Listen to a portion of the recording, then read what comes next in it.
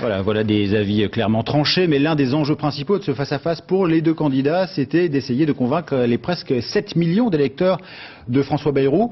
Lui-même aujourd'hui confirme, comme il l'avait déjà laissé entendre, qu'il ne votera pas pour Nicolas Sarkozy. Une de nos équipes a suivi hier soir le débat avec de jeunes militants de l'UDF dans le fief de François Bayrou, dans les Pyrénées-Atlantiques. Isabelle Saboureau et Guy Sabin.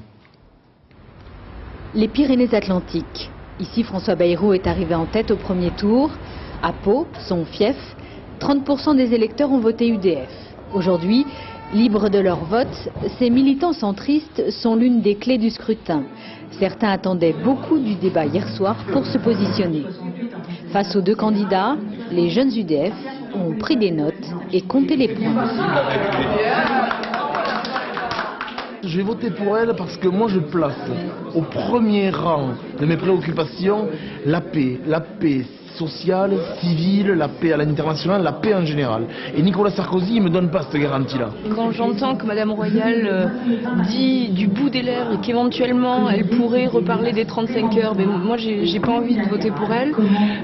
Quand j'entends Monsieur Sarkozy, quand il parle des jeunes délinquants, ne parler que de répression et jamais de prévention, moi j'ai pas envie de voter pour lui non plus. Ni droite, ni gauche, c'était le credo de leur mentor. Alors, en toute logique, le duel ne les a pas convaincus. Je reste campé sur ma position, je peux pas faire confiance ni à l'un ni à l'autre. Je ne peux pas voter Sarkozy. J'hésitais entre un deuxième vote Bayrou qui sera donc compté comme nul ou Ségolène Royal. Et je crois malheureusement que je vais rester sur ma première idée, je vais revoter François Bayrou.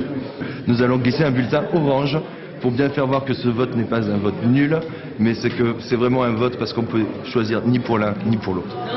À l'issue du débat, plus de la moitié des militants annoncent qu'ils voteront blanc, les autres plutôt à gauche, mais finalement pour eux, l'essentiel est ailleurs.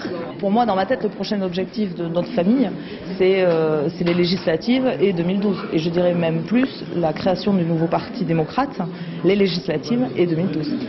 En 2012, ils en sont certains, la prochaine finale ne se fera pas sans l'élu béarnais. Jean-Michel